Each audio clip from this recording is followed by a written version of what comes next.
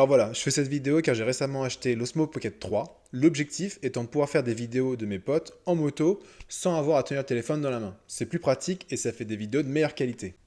Cependant, le problème que j'ai eu rapidement, c'est le fait de fixer l'Osmo Pocket 3 directement sur la moto engendre des vibrations dans la caméra, ce qui crée un flou même si je désactive la mise au point automatique, donc les vidéos sont pas exploitables.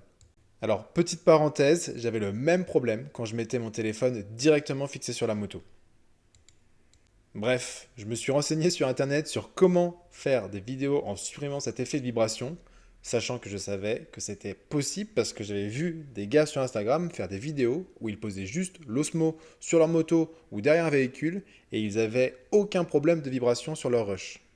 Après quelques recherches, je suis rapidement tombé sur l'Insta360 Dumper ou anti-vibration, mais j'ai eu du mal à trouver des avis sur si ça marchait vraiment ou pas.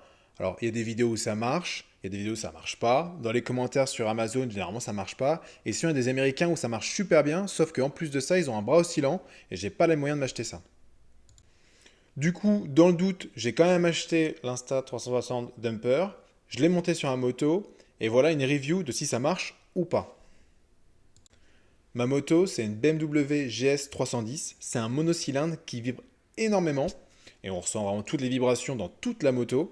Donc si le dumper marche sur cette moto, je pense qu'il marche sur quasiment toutes les motos. Alors dans le doute, j'ai aussi essayé sur une XSR 700 à la fin de la vidéo et vous pourrez voir les rushs. Alors voilà le montage, il n'est pas compliqué. Je prends simplement un bras que je fixe directement sur les crash bars de la moto. Je mets l'Insta360 fixé sur le bras et ensuite le support qui tient l'Osmo Pocket 3 et l'Osmo Pocket 3.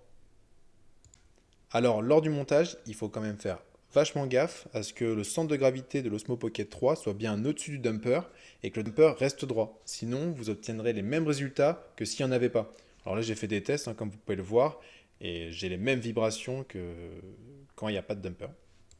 Même problème quand je monte l'Osmo Pocket 3 en dessous du dumper, le dumper ne fait plus du tout son effet anti-vibration. Une fois tout le montage bien fait, ça ne va pas supprimer non plus toutes nos vibrations, mais on va avoir une nette amélioration, surtout sur les micro-vibrations dues aux résonances du moteur qui disparaissent entièrement, sauf quand on fait des grosses accélérations.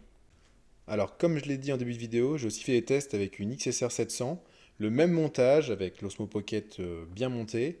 Ça tremble beaucoup moins parce que c'est un bicylindre, et là les vidéos sont quand même vachement propres. Et par contre la différence avec ou sans l'Insta 360 Dumper est moins évidente à voir à l'œil. En conclusion, je pense que l'Insta 360 Dumper est un bon investissement. Ça coûte entre 60 et 70 euros sur Internet. Et si on veut monter l'Osmo sur un véhicule, ça fait quand même des vidéos bien plus propres.